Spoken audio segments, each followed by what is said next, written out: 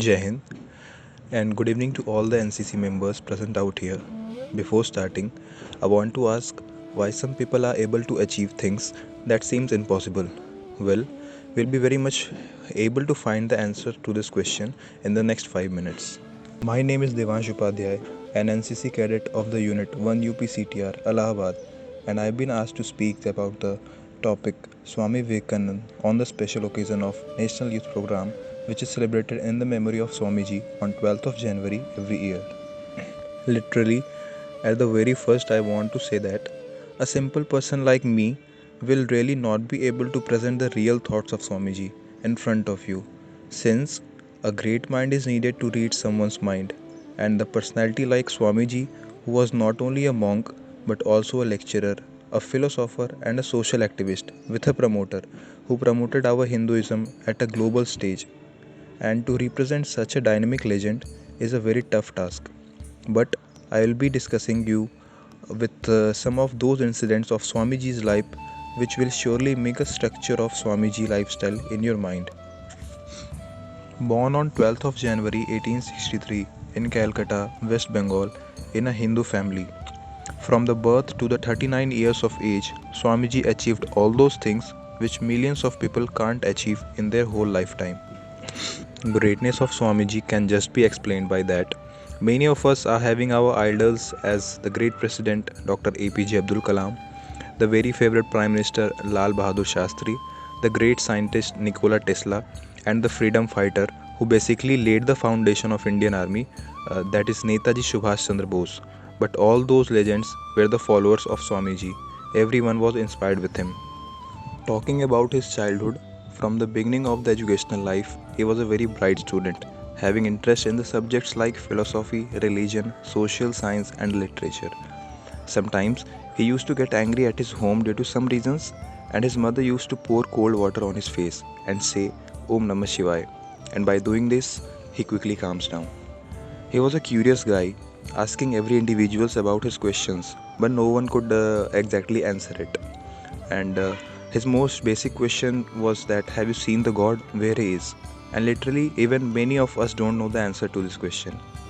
Once a random guy told Swamiji that there's a mystic Ramakrishna. You have to go to him because you have so many complex questions to you. So Swamiji went to Ramakrishna and without any hesitation directly asked to him, why is this all time you say God, God, God? Can you prove this? Where is God? Who is God?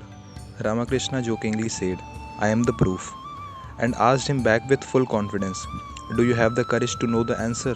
Swamiji replied, yes, I have. Ramakrishna asked him to sit on the ground. He put his feet on Swamiji's chest, and that young guy went into a deep samadhi for hours. After coming back, he was satisfied with all of the answers. The curiosity of Swamiji in the God was so high because after the death of his father, the condition of his family became worst. Sometime he used to lie at his home that he has been invited for the dinner somewhere so that other family members can eat properly. One reason was also that he went unemployed after his graduation. He used to meditate in front of Lord Shiva, Rama, and Hanuman. But due to all these reasons, he lost faith in God. But having the discussions with Ramakrishna, he accepted him as his guru. Someone greatly said, if you want to know about nationalism and Hinduism, just read about Swami Vivekanand. This is because after the death of Guru Ramakrishna, he traveled India for continuously 5 years, visiting diverse religions, traditions, cities, villages, different social patterns, just living on bhiksha, and during his whole journey, he stayed with Hindus, Muslims, Christians, scholars, lower caste people, rajas, and all.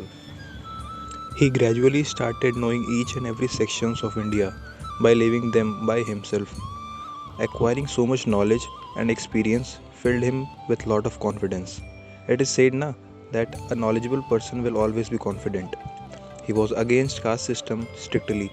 The most famous incident happened in US where he had to give a speech in a hall of 7,000 people, and almost all the religious leaders came different part of the world in that meet. He asked the coordinators to schedule his speech at the very last, and his turn came when he introduced himself by the line, Brothers and Sisters of America. The whole public stood out and a huge round of applause echoed the hall in just one sentence. But after the silence, he continued his speech. Next day, the US media represented him as the cyclonic monk of India. Swamiji got a global presence from that day. After that, he did many lectures in US as a guest and his tiring schedule started affecting his health. He went to UK twice. He was offered the post in the great universities of the world, that is Harvard and Columbia University, but he rejected both of those, thinking that it might divert him from his ultimate goal. Swamiji returned back to India. Indians very proud of him, and he became a true hero in everyone's eyes. Craze of Swamiji went to that level when he used to travel by the train. The common people used to sit on the rail and block the train just to hear the Swami Vivekanand's voice. And this is how a messenger of God went back to God after delivering all his messages to the people.